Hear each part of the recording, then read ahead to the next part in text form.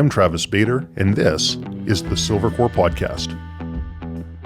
Join me as I discuss matters related to hunting, fishing, and outdoor pursuits with the people and businesses that comprise the community.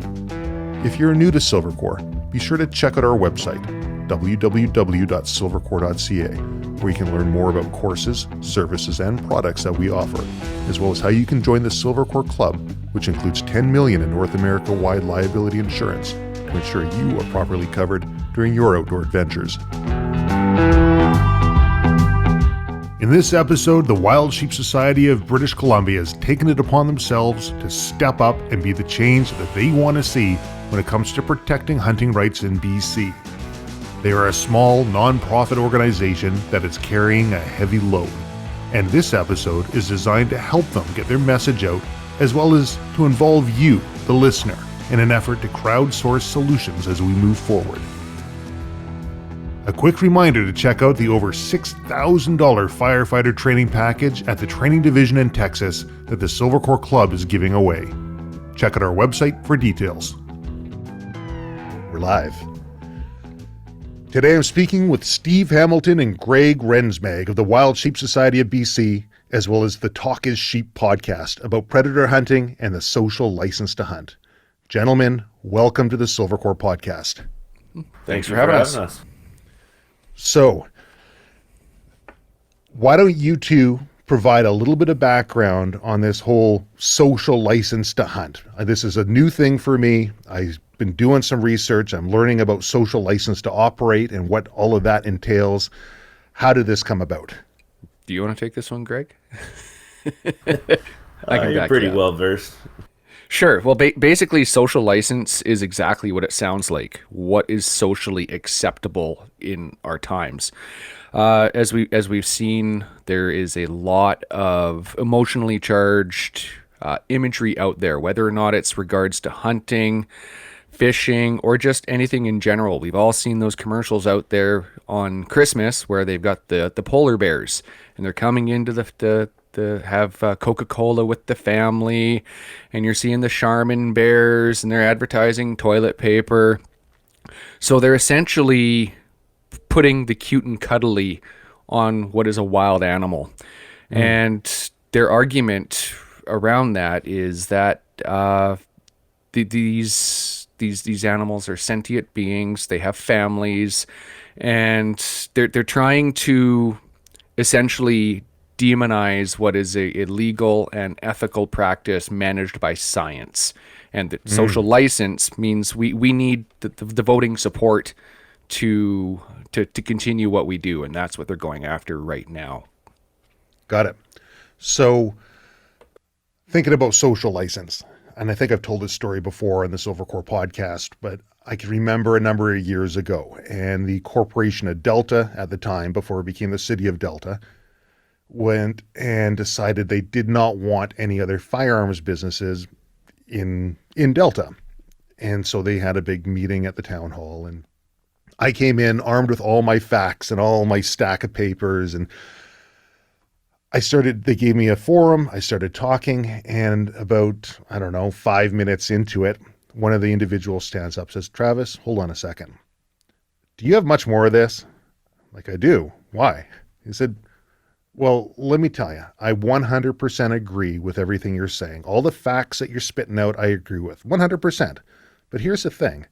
If we think that our constituents want us to ban firearms businesses from Delta, then we have to take a look at banning firearms businesses from Delta." And I was flabbergasted. I think it was in my, it was late 20s, mid to late 20s, and I never had that level of honesty from a political type.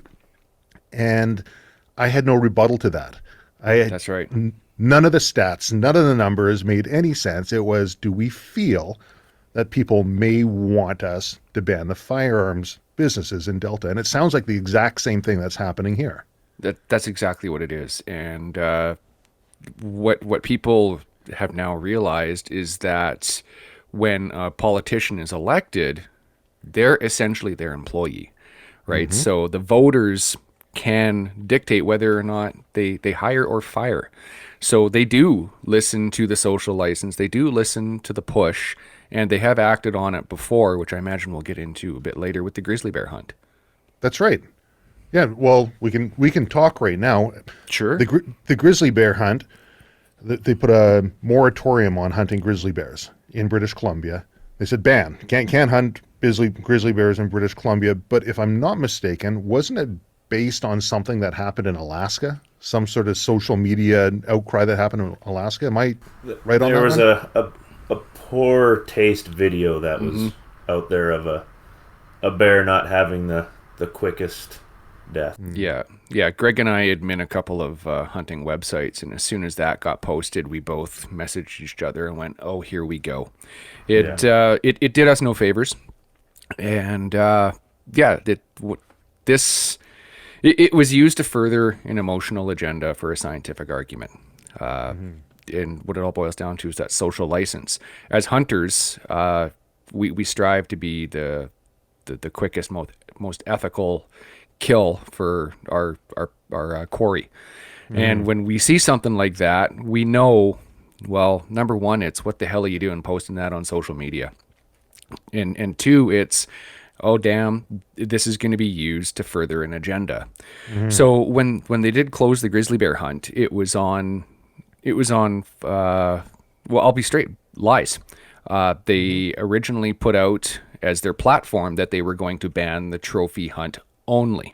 And they put it out to public input and said what that trophy hunt looks like is a meat retention, which every hunter I ever talked to was on board with, to put it on par with black bears, and remove the hide and the head, and which is on par with black bears.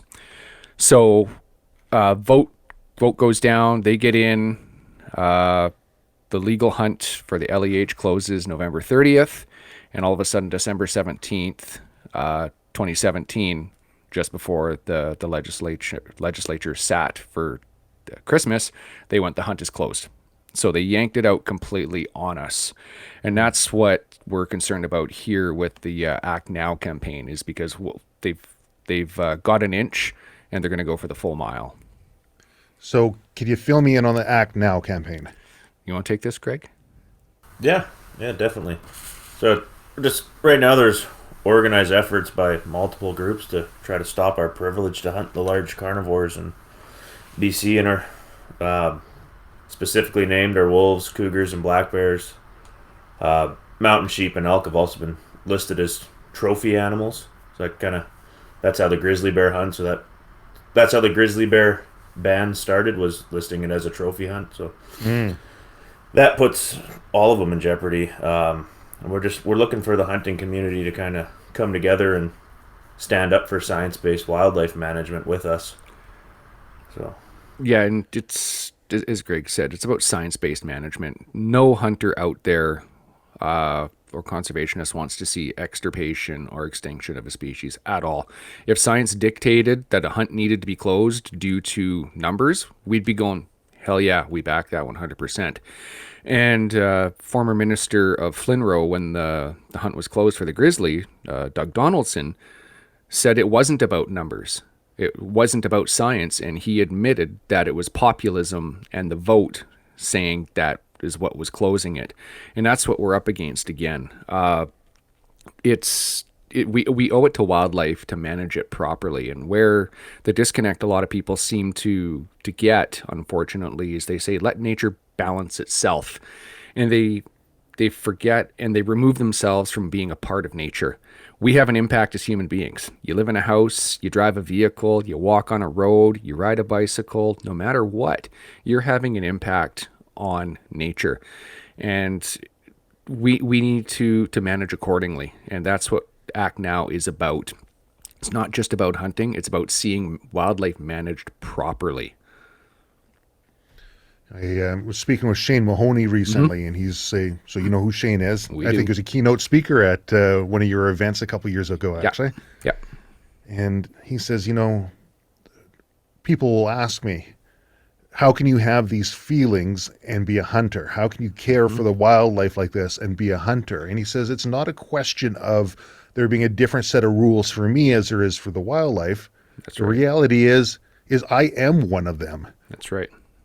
And the idea of us humans being socially removed from this whole from wildlife and nature. I guess it's a nice altruistic thought, but it's not in line with reality. And that's what it's about, right? That's what people forget that. So you guys have it's not a petition. No. But it's a form. I filled this out. What would you guys call it? A letter. Yeah, an organized letter campaign. Okay. And this organized letter campaign can be found on your website. That's right. www.wildsheepsociety.com/ActNow. We've typed that out so many times. It's probably ingrained in my subconscious. And basically, it's 15 to 20 seconds of your time. You click enter, and the website populates for you. You got to enter your name, first name, last name, and your email address. Mm-hmm. An email address isn't for us. It's for the elected official to be able to respond to you. We've had a couple of people say that they're concerned about getting spam emails from us, and that's not the case. So your first name, last name, your email address, so the elected official can contact you, and then there's a drop down where you can put in the email address of your MLA. So no matter who it is, you can put it in there. And the cool thing is we've made it so anybody who stands with us that doesn't necessarily live in British Columbia can have a stance. There's a not applicable email address. So these emails will still go to Premier Horgan, Minister of Flinroe, and a couple others saying we stand with science-based wildlife management. And that's the key there, because it's, as I said, it's not just about hunting. It's about anybody who stands with sound wildlife management and wants to see wildlife in perpetuity. So whether or not you are a tourist that comes up from the United States and just love to see moose on the landscape, or if you're a wildlife photographer who enjoys seeing wild sheep throughout Spence's Bridge area, you can have a stand in this as well. And we need anybody who wants to see it in perpetuity to sign. So right now, the big hue and cry is around wolves, if I'm not mistaken, predominantly about predator hunting, but wolves. That's correct. It's the one that people can grab onto easily because they look like your pet dog, right? They're the same family, but you hear about it all the time, right? They're not as cute and cuddly as we'd love them to believe, right? I've seen dozens of wolves on the landscape, and they're one of the most beautiful animals out there, and completely love them and respect them. They are the majestic beings that they're portrayed to be. But I'm pretty sure anybody out there that knows the reality, like Greg will back up on this, but what makes a wolf more important or more beautiful in the landscape than, say, a caribou that we're watching go extinct in certain population units because of predation? So they've escalated wolves up here because of the cute and cuddly factor, I'm guessing, and because it's something easy to grab a hold of. Sure. You don't see the Save the Spiders campaign, right? No, my wife would kill me if I ever backed that. Get them all. Exactly. So I understand that this letter writing, you guys have made it so easy. Just a couple of minutes, they put their information in, and we'll put links on our website, and we'll put links up on the YouTube channel and through social media. What's the traction been like? I got, as of 1 p.m. today, we're at 9,492 letters, or people that signed up, which equates to 47,460 letters that have been sent to the different levels of government. And that's 9,000 out of 115,000 hunters. Yeah. Less than 10%. Pretty dismal since we started this, February 25th it launched? Yeah. And one of the most concerning things, I guess, is that I know I have and Greg has and a few others have faced pushback by the hunting community themselves, saying that they don't believe we're under attack. And we've got direct quotes and people saying, well, we should have to get trapping licenses to hunt predators, or we will never, ever lose a black bear hunt. and we just go, did you not see the grizzly bear hunt? They've got the inch, they're going to take the mile, and they're going to chip away. They're absolutely going to chip away, because on some of these pages, I've seen quotes from anti organizations and their members say, nobody will hike for 14 days to get a goat and bring out all 60, 70, 80 pounds of meat. So you know where they're going with that. Goats and sheep, because they're trophy, right? And I could show them a freezer full of bear and deer and you name it, and they're still gonna look for holes to punch in there. And as you said, hunters love wildlife. We do not want to see it go extinct or extirpated in any population unit. And this is about so much more than hunting. So do you have a multi-pronged approach to a rebuttal to the attack against the predator hunting, or is this a singular prong? We're in phase 2 right now. The idea is to, in June, we're going to take these physical letters and present them to elected officials in Victoria. How that's going to look with COVID restrictions, we're not sure. But the idea is to take every single letter, print it off, and go, hopefully on the back of a forklift, and go, this is how many people stood up to say it's time to listen to the scientists. So, we do have a multi-stage, multi-prong. We started with the online campaign just to kind of get the ball rolling out there. And then we've now got ads on Wild TV and Sportsman Channel to get another market there. We've got a couple other approaches where we've got them into physical letters into mom and pop gun stores, and we're looking at other ways to reach people that are off of social media and put letters in front of them that they can actually sign themselves. And as I said, we're in phase 2. We have a phase 3 that we're working on, and we're going to continue to listen to the feedback from concerned hunters, anglers, sport shooters, and anybody who's got a vested interest in seeing wildlife on the landscape for how they think we could potentially approach other people. So when getting ready to do this podcast, I've actually done a fair bit of thinking on the problem, and I don't have a solution, but I thought it would be an interesting endeavor anyways to discuss different options and perhaps crowdsource through the different listeners, and they can say, hey, you've got a point, or you're totally off base, but maybe think about this over here. And in thinking about it, it seemed to me that the best approach would be to come up with something that wasn't secret, that was out in the open, and it's easy for everybody to kind of get behind, because I agree with you. I have seen the creeping legislation. I've seen the creep in anything that's considered to be socially reprehensible. That's right. I come from the firearms community, and we've seen a few generations of socially engineered people come through to equate the firearm with being evil.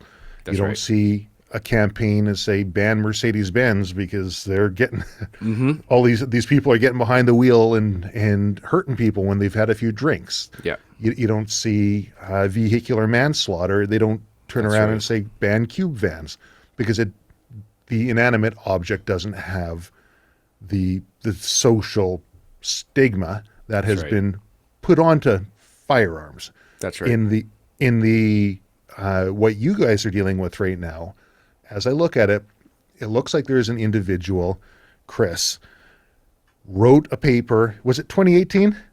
Yeah, it was 2018, just after the grizzly bear hunt, that all this really started to gain traction. Yeah. Okay. But that paper really didn't see any traction until it just didn't. recently. That's right. Yeah, it's called Large Carnivores and the Social License to Hunt. It ended up on a site, and it was sent to me, and I went, whoa, and had a real good look at it. And there were some trigger words in there. And I'll be the first one to say he is very intelligent and very good at what he does. He's got a great crowd of people behind him, backing him. You got Kyle Artell, Paul Paquette, and a bunch of the other bigwigs that they've got some chops with them.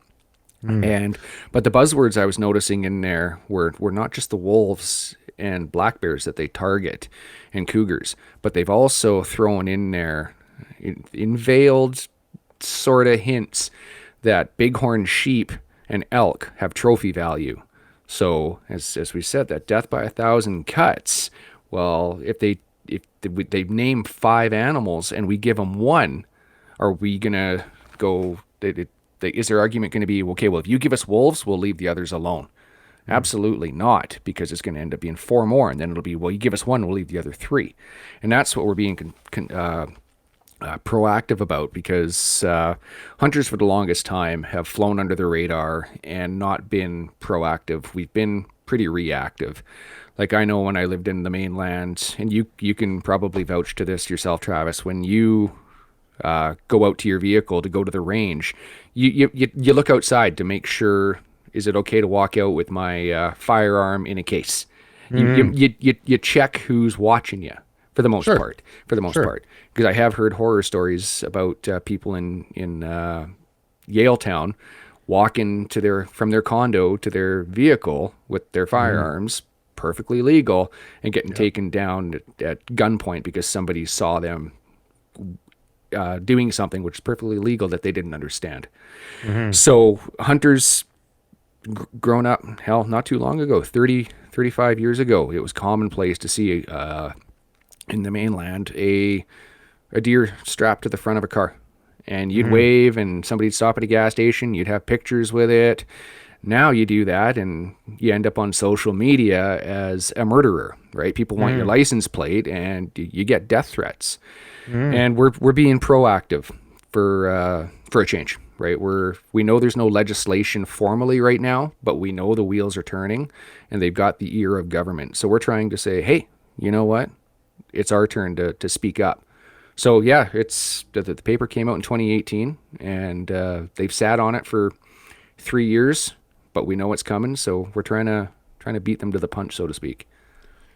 You know, how many people were really aware of that paper or of Chris in general prior to this? Lots of people were aware of Chris and his organization. However, I don't think they were aware to the extent of influence they've had. Yeah, like I said, he's been around for a while. He's a professor at UVic. He's with his organization there, and yeah, they have some swing. They've got some chops with them, but yeah, lots knew who he was, but I don't think they understood the influence that they've had.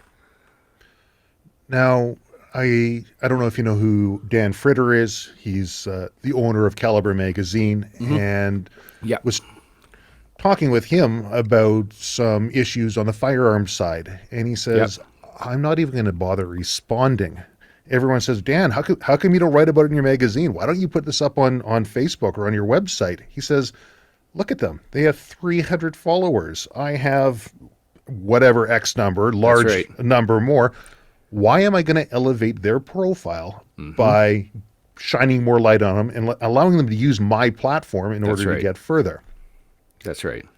I think that perhaps that is part of the tactic that's currently being played right now by Chris and the organization there. And I haven't been using his last name, and I haven't been naming the organization. It's up to you guys if you'd like to, but I believe that's part of the tactic is to try and piggyback. Oh, absolutely it is. They've got one hell of a following, and I'm doing the same thing you are. We're not elevating them. If anybody who knows, they know by listening. Sure. But yeah, they've got one hell of a following on social media. You only have to look at a couple of their petitions. There's one, what was it, 3 weeks ago, Greg? It was just strictly centered around wolves. So 500 and... Yeah, it was like 504 or 503,000 already. Yeah. And that's just one of them. And their cougar one was, what, 50 or 30, shooting for 50? Yeah. And that was on just a social media post? Just a social media post. right? So they've got traction, and we're trying to, like I said, Greg and I admin a bunch of different pages. We got between us probably 200,000 people we admin, and whenever we post anything like this, we try to be strategic and cross out where it's from, who's posting it, and we always make a disclaimer: don't engage them, don't give them any traction. But this is what they're doing, because hunters, it's emotive, right? It really, really is emotive, and our privilege to hunt is under attack, and a lot of people don't take too well to that. So they will use screenshots. They'll bait you. They're really, really good at it. A couple of years ago, I did before they went full on with the grizzly bear hunt ban. I did interview for, I believe it was CBC and the province, just talking about grizzly hunting, and I ended up with death threats. My family ended up with death threats, and if the shoe was on the other foot, imagine if a firearms owner did that, Travis. If a firearms owner went to somebody and said, "We're going to kill you," type thing, how would that be taken by the general public? You'd be front and center on every news network. Exactly. Got it. Exactly. So, and this organization, they did kind of talk about the caribou numbers, didn't they? And essentially, didn't they say, who cares? They did. Great point. I'm glad you brought that up, because they did say, essentially, who cares? They're gone. Just leave them alone. Let them go. They're not going to make it. Let them go. And as I said, why are wolves more important than the caribou? Right? I don't get that. As a conservationist, you want to see them all. So, as I spent some time trying to think about this, and I'm looking at it, I'm trying to decompile it, and I think you guys, well, I'm fairly certain your organization and you guys are correct in so much as saying they're looking at this, but they have an ulterior motive. They'd like to go further. And when you talk about some veiled language, it doesn't sound very veiled to me. It's pretty plainly written. And I think anybody with a benefit of hindsight would turn around and look at it and say, yeah, they're talking about it back in 2018. They're talking about it further. So essentially, it sounds like hunters have been trying to fight an emotional ban, an emotional response, and they're trying to use science. How's that been working out? It's a tough one. It's a tough one because we're consumptive users, right? We go into the backcountry for the experience and to try and harvest an animal. And the ultimate goal is to put something in your freezer. And we know as hunters that it's managed by the best available science there is out there. So they use it to they use emotion to try and portray us as murderers. So we go, no. We're not murderers. This is managed by science. And we don't, if we push back with emotion, it's a tough battle. Like, I'll be straight, it's a tough battle. So we try and say it's a scientifically managed hunt, but here is our connection to it. It's about that there's 160,000 black bears estimated in British Columbia. A quarter of all the bears in North America reside here in British Columbia. That's a great argument to counteract, well, they're cute and cuddly, and there's not enough of them, because they do, you see it everywhere. Wolves are endangered. Black bears are endangered. Cougars are endangered. And if we can counteract with a little bit of science and then throw in the emotion of that connection, it's hopefully going to go a long way. So one thing that I was thinking about was, what if you don't counteract with the science? The science is very, very important. Have the science as a basis for something that you can rely upon and you can hold up. But what if it isn't done from a scientific perspective? And by it, I mean, what if the rebuttal isn't done from a scientific perspective? And what I'm thinking is, essentially, we're in a losing situation. The battle that's being fought we're in an untenable position. You cannot defend when the argument has already been framed in such a way that hunting is bad, firearms are bad. I mean, to the non-hunter is a person that you have to get this information in front of. Maybe instead of trying to hold the science out and say, but look at the numbers over here, and look how the science, and one side said that the grizzly bears would all be wiped out at this rate, and that didn't really work out the way that they figured. The science that the hunters have been accumulating is actually good. Sure. What if instead you take a look at reframing the argument in a way that essentially makes the motive of the other side very clear? I mean, like if we were to strip down what the end goal is from this paper and this push to end predator hunting, what if we take that to the absolute nth degree and start identifying what animals should be harvested and what animals shouldn't? I bet you as you push it down, they would turn around and say, well, I don't think any animal should be harvested. I think as you push them further and further in that conversation, it would just come down to, I don't necessarily think hunting is an inalienable right, even though in the paper they do say for an Indigenous group, yes, that's your inalienable right. But for everybody else, no. We'll play nice on this side, but the other side, we want some support.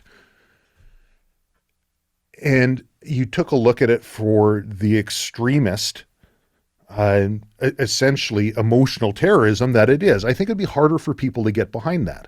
And in the day and age of anti-bullying being out in the forefront, the tactics and the way that it's being portrayed, I mean, hunters aren't bloodthirsty savages. But there is that idea out there that a hunter has a firearm is violent, firearm causes things to die. So in the approach of taking a look at the other side of their argument and really fleshing out what they're looking at, a twofold solution, I was thinking anyways, was to separate the hunter from the argument. And what I say that because if you, and hold with me because I don't have it completely figured out, but I have some thoughts on it. But you're never going to get all the hunters to play nice. They're going to have people who say, well, I'm only a small game hunter, or I'm only a bird hunter, or I'm only a whatever it might be. So why bother trying to get all of the hunters on the same page as it goes forward? When they throw a picture up of somebody doing something that's either illegal or maybe just in very poor taste, all hunters wear that. So what if you separate the hunter from there? So if somebody does do that, that's the drunk driver. Not all drivers drive drunk. Not all people who get drunk drive. There is a very logical separation there. So if you take a look at the actual end goal of what the other side is trying to do, and then painted it in such a way that shows it for what it is. I have a few more thoughts on that, but I've been talking for a bit, so I'm going to let you jump in here. One of the issues with that, everybody's getting painted with that broad brush. So like even if you look in the mainstream media, if there's a poacher out there and 100% convicted poacher, the mainstream media, majority of them will still call them a hunter. Mm-hmm. Right. And it's, well, you're not a hunter, you're a poacher. It's illegal activities. Most of us don't do that. There's those, every activity's got a bad egg. Right. So it's, and we always seem to get painted with that brush. And then you can't escape it. No, Exactly. No, you can't, for sure. And it's the same thing with the way they say trophy hunt. And if you ask a non-hunter what a trophy hunt is, it's somebody who goes out there and shoots the biggest animal they can and only takes the antlers or the horns or the hide. And we tell them, no, that's a poacher. And we're trying to, they've demonized the word trophy. And there's been studies out there that even when you break it down into a selective hunter, which we prefer to use, where somebody goes out there and they target the biggest animal possible to get the reward of the trophy parts, whether or not it's the antlers or the hide, they break it down, and I believe it was less than 4% of hunters identify as a quote unquote trophy hunter. So we're trying to delineate and show the separation between what a trophy hunter is under their definition versus what is under our definition. And I think that's where a lot of the disconnect lay. So we do use the emotional side of things with One Campfire, where we try and show what a hunter has in common with a non-hunter, because it's so much more than the kill.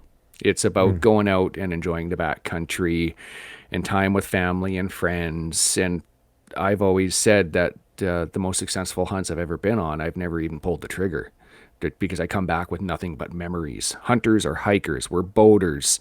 We're mountain climbers. We're skiers.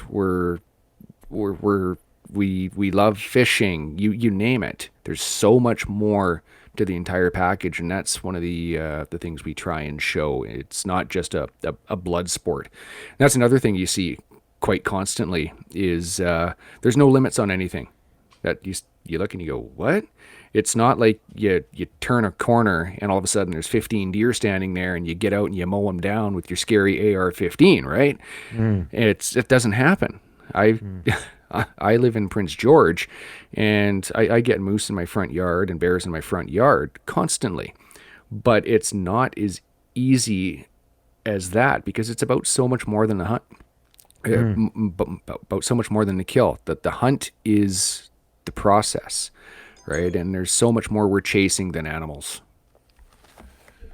So One Campfire, that's something that Wild Sheep Society has supported. And is that it is Wild endeavor? Sheep Society. It is a campaign by the Wild Sheep Society, yes. Okay. And it's been about 2 years now, I believe. Correct. It's been running for. Just over, yes. And do you guys have metrics? Do you hold metrics, and do you have a measuring system for measuring the efficacy of the One Campfire? Not specifically. It's about getting the message out to as many non-hunters as we can with a softcore hunting message. It's, as I said, to show that connection that we shared. That's about more than pulling the trigger. So it's you'll see some posts will have a bit more veiled hunting nuances in there. Some will be talking about the hiking and the tie-in with hunting. We have Tasty Tuesdays, which shows wild game usage. Wildlife Wednesdays highlight wildlife and successes hunters have had with rebuilding populations. Like in the 1930s, they figured turkeys were going to go extinct. There was less than 30,000 across North America, and now there's over 7 million. It's crazy that the positive impact hunting has had on the landscape. And that's what we try and show with One Campfire, that it's about so much more than the kill. So, and that definitely shows one side. I think with COVID, that there's a huge push for people to want to learn about sustainability, self-sufficiency. A lot of people want to get into nature, and they want to learn about hunting. And hunters share an intimate relationship with nature that non-hunters would have a very difficult time understanding. That's right. The amount of preparation, of learning the land, of learning the animal, of learning how to care for the game meat afterwards and processing it. And it's so much more than just the pulling of the trigger that happens in a fraction of a second. That's right. And I think that One Campfire does a great job of showing those other things. I'm wondering if there's a possible way that somebody, perhaps much smarter than myself, can take the conversation, and I see One Campfire as a prong of showing what hunters do, and I see the general trend towards food as being a huge driver for people to be interested in wild foraging, fishing, and hunting. But is there a way to essentially separate, not even have that trophy argument? Because trophy hunting, by whose definition? That's and the problem, obviously there's going to be definitions, and those definitions can get twisted. So why don't we just take trophy right out of it? Take a look at the hunter aspect. Well, look at this guy, he poached all those animals. Well, he's not a hunter. Well, of course he's not a hunter, but the non-hunters don't see that. Take the hunting aspect out of it and maybe go from a perspective of, why is it this organization wants to see the caribou die? I mean, if I ask a person a question, well, do you still beat your wife? How do you answer that? Right? Well, no. Okay, so you stopped, right? Well, yeah, so you're a wife beater. Got it. I mean, essentially, that's a position that hunters are currently in. And so talking about trophy hunting and talking about defending these different hunting practices, in my opinion, is a losing battle. And maybe that will form the science side that'll back up an argument, but a more offensive approach, and it's not coming out and calling names or anything like this, or the death threats that you were receiving, but it's really systematically drilling down into the other side and taking a look at what the end goal is. And if science supports that, hey, guess what? They're going to have a bunch of hunters that'll get in behind it. But if they're actively saying that science doesn't support it, who wants to be labeled as an eco-terrorist? Or, I mean, essentially an irrational individual. And my way of thinking goes that that's sort of the approach that needs to be taken. A way to maybe hire a PR company to reframe what is actually happening into something that is palatable and understandable by the general public. And maybe hire a law firm, because I did, in my research, notice that the other side seems to be doing both of those things with great success. Problem is we do have great PR people in our wings with wild sheep. However, the problem is we don't have the pocketbooks like them. We'll be blunt, right? We're volunteer run. We have what, Greg, 2 paid employees? Yep, two paid employees and 1,100 members. So our money's not there. Yeah, but 115,000 hunters. Yeah, exactly. We can't get 10,000 hunters to sign up to protect the privilege to hunt right now. As you said, hunters can't come together to agree on what's the best firearm for using in a season. You still see people, well, no, I'm a bow hunter. Well, I'm a rifle hunter. Well, I'm a shotgun hunter. Well, how dare you shoot that 2-point buck? It was legal, but you should hold out and wait for a mature buck. Get rid of the doe season. There's a wolf call on right now. Well, don't shoot anything you can't eat. I can keep going on and on and on and on. And hunters can be our own worst enemies. And dude, you nailed it. Was saying we have a PR problem. We've known that for years, and it's tough to take a narrative back from the masses that has been so well executed against us, and especially when you're facing organizations that have got seemingly endless pocketbooks and lawyers on retainer. Well, I look at, on the firearms side, there's a ongoing court challenge at the moment for the OIC firearms prohibition that came out. And firearms owners said, I know what we're going to do. We're going to get a petition, Bill E-2341, and we're going to get people to sign this. And what are we going to ask for? Democratic process. Yes. We want the government to at least debate the banning of certain firearms or not before passing it through. That's all we're asking for. This petition got the largest number of signatures of any I don't know if it's any petition, but definitely any E-Petition in Canadian history. And the result of that was, that's it. Yep. Oh, thanks, guys. Next. And I have to wonder, the same approach, if hunters, and a lot of hunters will not put themselves in the same boat as the people fighting on E-2341 or the OIC firearms prohibition, because they say, I'm a waterfowl hunter, it doesn't affect me. That's it. Well, maybe it does, right? But with the current trend that's happening, that you're going to see in the news, there's a lot of people that are starting to pick up and say, hold on a second, if they can ban firearms through order in council, just without any debate, what would happen to my other personal property that I own? And the firearms advocacy groups have been working very hard to find a relationship between that and something that the general public can get behind and understand. That's right. And for hunters in British Columbia, I think a process of divorcing the hunters from the actual conversation completely and take a look at something that the general public can get behind as a something that makes sense. Well, hold on a second. If they ban predator hunting based off of social license to operate or social license to hunt, which the social license to operate really speaks for a group of individuals, but not all of the individuals. And it's usually the most vociferous group that's going to say, hey, we hold the moral high ground, right? And then the rest of the people say, I could care less, right? I'm not a hunter. Hey, sounds good. That's a nice looking wolf over there. Yep. So if hunters are able to reframe exactly what it is that the other side is trying to say in a factual way and really point out what that is and why and make it applicable, I think it would be a heck of a lot easier. Oh, and that, yeah, totally get it.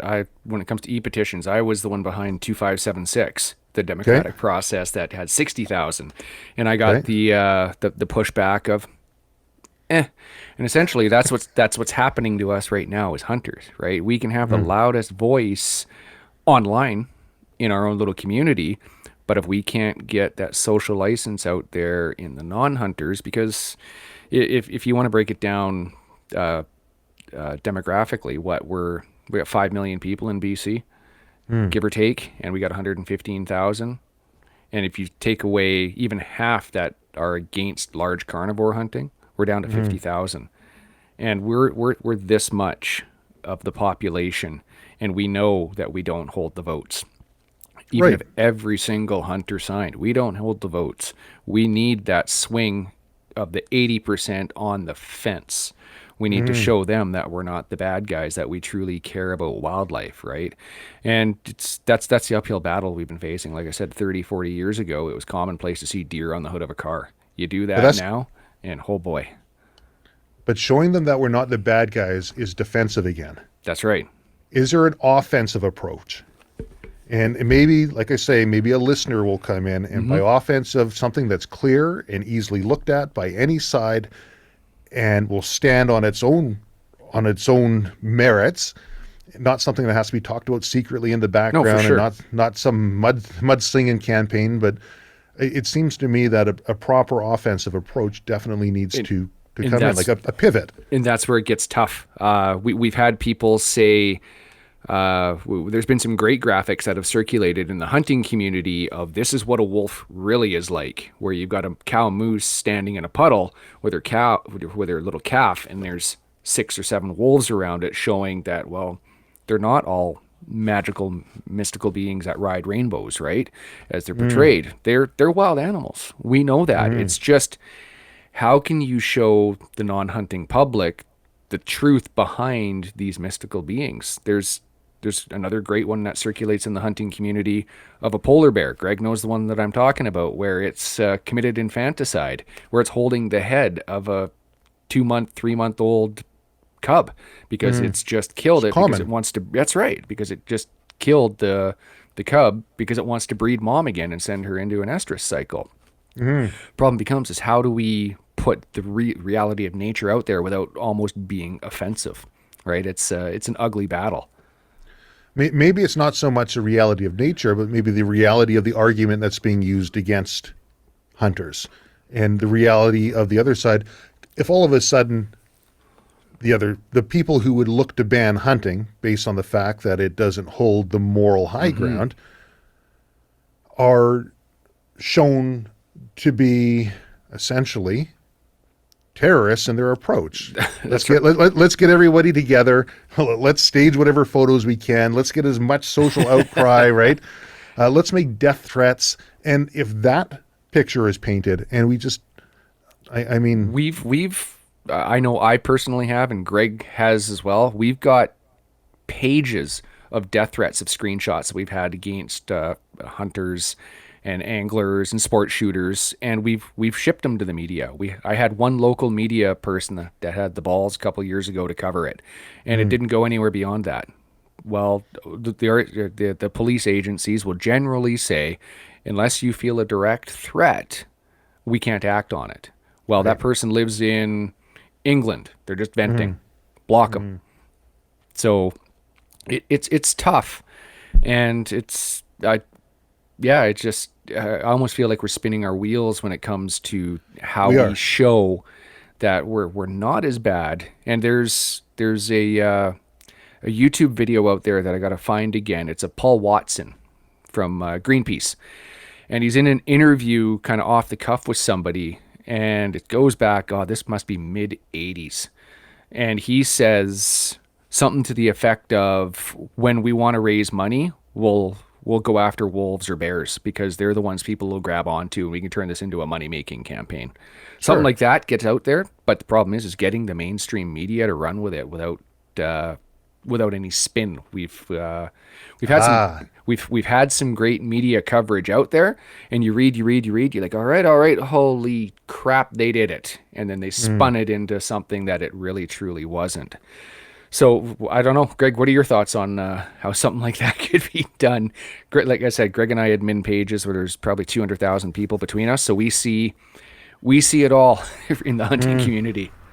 The one that with Travis, you being from the Lower Mainland as well, the cougars in Poco right now.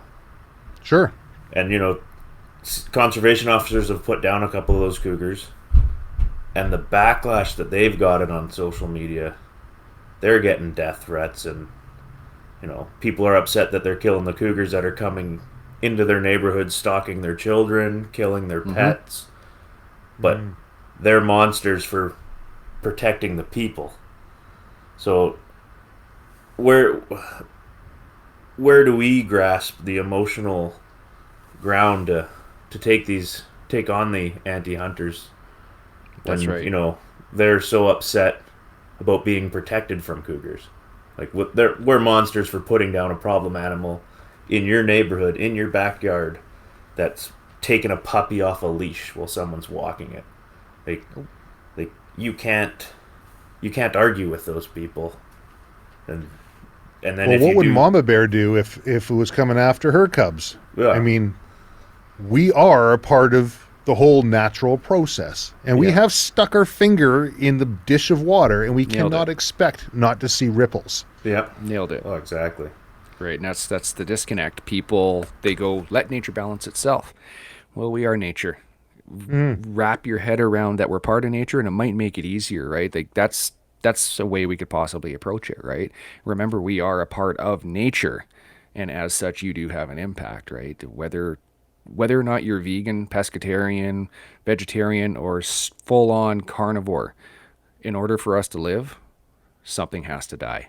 Whether or not you do it by your own hand or somebody else's hand, you're killing something in order to have to live on this planet. And it's just, as hunters, we choose to take out the middleman, right? And we try to connect with our food as much as possible. And it's about that connection and trying to show it as much as possible and not be offensive, but be real. So yeah, it's a tough battle, and it's there's a couple people out there that have got similar sort of ideas. Greg will know Robbie Kruger. He says that we're pushing a stone uphill with our shoulder, and we're going to continue to do it as people are pushing the mud down the hill. We're still trying to push it up, right? So it's tough. It really is. Yeah, I think from the hunting perspective, yes, definitely. But you take a look at the Teltan, and they've said, Chad. Grizzlies are out of control. Yep. We're going to have to start culling them. You look at the paper that Chris wrote, Indigenous groups, they've got an inalienable right. That's right. If we take a look at this logic, how is it that they have a right and non-Indigenous don't? And if the Indigenous have a right, at what point does their social license to operate expire? But you look at the New Zealand sharpshooters that were brought in on the Haida Gwaii just to cull the animals, all the Sitkas out there. That's right. You look at the amount of commercial fishing that we do, the larger grizzly bear population that they're bringing fish out for them to eat because they say all these grizzly bears are starving in certain That's areas. Like at some point we have to put rules and regulations in place that will affect how we interact with nature because we are an apex predator. That's right. And we're a part of this, but by completely turning a blind eye and shutting down certain areas of the management, we're too far into this game to be able to do that. And we do need to take a scientific approach to be able to manage this properly for generations to come. But the messaging, and I agree 1,000% on the science, but the messaging, I think, has to be approached from an emotional standpoint. Yeah. If you're having an emotional argument. That's right. Yeah, I've said in conversations to our committee that we've got a scientific approach to an emotional argument, and you can put it in front of people that it's a scientifically managed hunt. Like let's step back just a sec. If we all saw the polls on the grizzly bear hunt, do you support the grizzly bear trophy hunt? Right? That's how it was worded. Imagine how it would change if it said, do you support a science-based grizzly hunt? I imagine you might not have had the 95% against and a 5% for. You might have had a 50-50. So it's about showing that there's a science involved in the hunting process. So we still have to show that it's managed because, as I said, there's people out there that believe it's a free-for-all, that there's no licenses, there's no seasons. As soon as you hit hope, you can go out and just blast anything you want, and there's no meat requirements, there's no age for hunting. You can have your 2-year-old out there shooting, et cetera, et cetera, et cetera. So we still need to incorporate some of the scientific evidence. I won't say it's an argument because it really isn't. It's a scientific evidence that hunting is managed by seasons and science, but you're correct. We have to appeal to that emotional trigger with some people. Pardon the firearms pun. But that's the aim of One Campfire. We try and show that science with the emotion in there as well. And yeah, if we had an unlimited budget, we'd love to dump tens of thousands of dollars, hundreds of thousands of dollars into retaining a lawyer that could just say, you could go this far, but you can't quite, and you know what I mean? And and push the way they do. And yeah, it's a tough argument to win when our, as they're going to say, our ultimate goal is to kill something, right? Because that's what they see hunting as, right? We go out there to kill. So it's tough. What if the science is used to make an emotional argument? Like, for example, take a look at the science of what happens if a ban is put on and wolves can't be hunted anymore. What happens to the caribou population? Okay. What happens to the population of other animals in those areas? And then a year later, what happens to that thriving wolf community when there isn't any food for them to be able to survive? And then sort of look at it down the way from a science-based approach and then use the emotional argument. Why would you want to see all of these wolves starve to death? Why would you want to see an entire population of caribou eradicated? Would you support that? Why are you guys supporting that? I don't know. Maybe. We've tried similar approaches like that, but you'll see Chris and his crew immediately rebut the science that shows that we disagree with that science, and then all of a sudden their crowd goes, oh yeah, they're wrong. We know that there's another article coming out shortly with that against Chris's paper. You'll have your pro hunting scientists on one side, and you have your anti-hunting scientists on the other side, and they're forever jousting, and they're forever in a tug of war. So the ugly part about using science to base 100% of an argument on is whose science are you going to listen to? Right. Whose science is best? So Yeah, it's as Robbie says, you're putting your shoulder into a rock and you're trying to push it uphill. And as I said, we're never going to change the mind of 100% of the people, but if we can change the mind out of 1 out of 10, that person can change another, and that person can change another, and we'll just keep pushing the way we can. And yeah, we'd love to hear some ideas from listeners on what they feel is a realistic approach. Like that one that we could put SMART goals on and stuff like that, right? It's we need to be we need to throw a wide net, but we also need to dial it down to be specific for the cause. In the science, what was it? Disraeli was supposed to have said, "There's lies, damn lies, and statistics." Statistics. Yep. Okay, like I said, had some thoughts on it, had an idea, definitely didn't have it fully fleshed No, I out. appreciate it. And I mean, this is everyone's. Oh, This hell is yeah. everybody's interest to put their heads Absolutely it together and think on it. Absolutely, it is, because it's the same battles affecting the firearms community right now. You have your 3-gun and your IPSIC and all that, right? You don't when you can't even come together on, well, what's just to put you on a spot here. What's better, Glock or 1911, right? Like, right? Oh God, well, no, I like that, right? No, it's a firearm. You take one away, the other one's going to follow, right? Right. And we're in the same sort of argument, and it's tough. I don't know. It's tough. I definitely think a reframe needs to happen. On the firearm side, it always gets me. You say Glock or 1911, but what's the difference between a rifle, shotgun, or a pistol other than their size? Exactly. Your rifle's going to do much more damage than your pistol is, but and it's a mental perception around firearms based on media and based on what's been put forward. I think we do have a unique opportunity with COVID and with the current state of affairs here, with the way everyone's thinking about stockpiling and self-sufficiency, to be able to have a more receptive audience, people who might otherwise say, what do I care about hunting, to, well, hold on a second.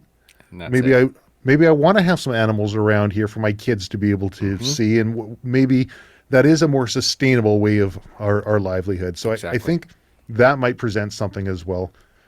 I don't know. It's a tough one to get out there to the big the big picture, right? When you can't get media to cover the good side of what it is, right? They'll grab on to the negative of the poachers. Oh, he shot 2 moose. Well, you know what? If you look at 100,000 hunters, 98,000 of them are going to condemn him for it. Right? But you're going to latch on to those 2. So it's tough. Well, I'm going to put links up on our website and on social media where people can learn more about the Wild Sheep Society, learn more about how they can submit their letter and be involved with their MLA. I was talking with Jenny Lee. She was with Backcountry Hunters and Anglers, yes. And she works on the social media side, and she mentioned, hey, if you got a small social media feed, you only have like 25 friends on there, don't think you can't make a difference. The algorithm on social media is set up in such a way that it wants to give you a wider play to essentially draw you into the social media structure.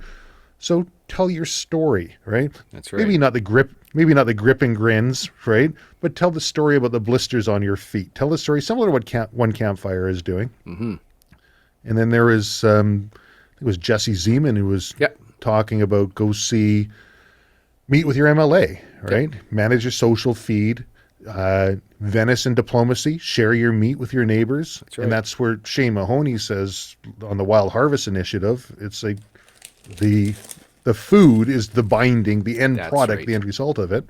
Yeah. And finally be a mentor. Take people out. Yeah. I got a buddy of mine, he and I actually went to kindergarten together. And so we're going back 40 some odd years. He lives in Delta. So I'm right next door with us, eh? Yeah.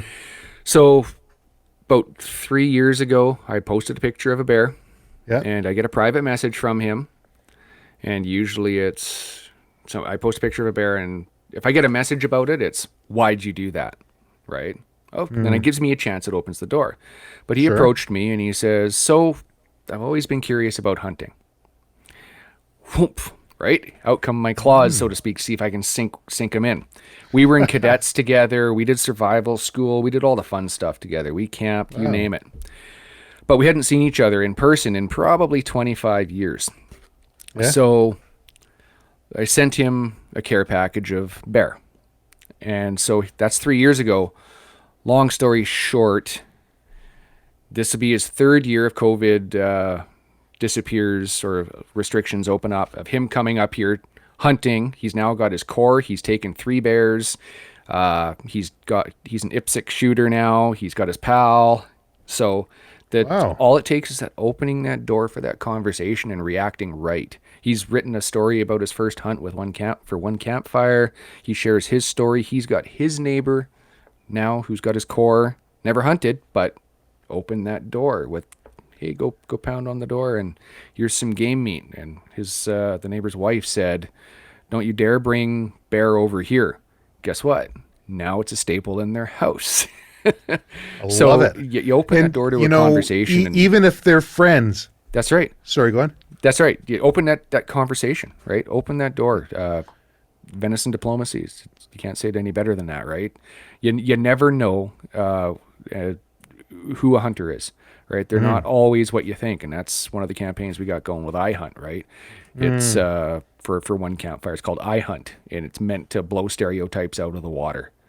So check it out. Check it out on our Facebook. You'll see a pinned post there, and you watch it, and you'll go, "Oh my God, I had no idea that person was a hunter." And it's meant to make you go, scratch your head, and go, "I wonder if that person's a hunter. I wonder if that person's a hunter." And I actually saw the first draft of our latest one that I storyboarded today. I'm stoked for it. It's going to have some huge outreach. So we're building the outreach that way as well. So yeah, as you said, venison diplomacy, get people out there. That's a good idea. Bring it out of the shadows. And even if other people aren't interested in getting into hunting, their friends and family. That's right. Their friends and family will say, hey, this individual comports himself in an admirable way. I like how this person is in their daily life. And they happen to be a hunter. Yeah. I now know a hunter. They're a good person. And that's exactly what the I Hunt campaign for One Campfire is about. It's about showing like the closing line is, if I say I hunt, am I what you'd picture? We're not as different as you may think. It's meant to make you go, interesting. I had no idea. So, well, an interesting endeavor. Is there anything else we should talk about before we start looking at wrapping up here? What do you think, Greg? Well, I think we've pretty much covered ActNow. So. Oh yeah. Okay. Yeah, no, appreciate you reaching out to us and giving us a sounding board, so to speak. 100%. I appreciate you listening to some of my harebrained thoughts that I have. I sit up late at night trying to think of solutions for things, but hopefully somebody else out there might say, you know what, Trav, you're kind of on the right track, but tweak it or have a completely different idea. And if they do have an idea, how do they contact you? You can email us at exec, E-X-E-C, at wildsheepsociety.com and put in the header, Silvercore podcast or whatever expletive you want. You're way off base. Just feedback is great. Yep. Reach out to us on Facebook, Instagram, you name it. We're available, and we'd love to hear feedback of where you think we need to go with this. Any ideas? Yeah, we're open for any ideas anybody's got. We want to hear them because we're drawing blanks sometimes too. Gentlemen, thank you very much for taking the time to be on the Silvercore podcast and sharing this important information with our listeners. Thanks again, Travis. Thank you for having us.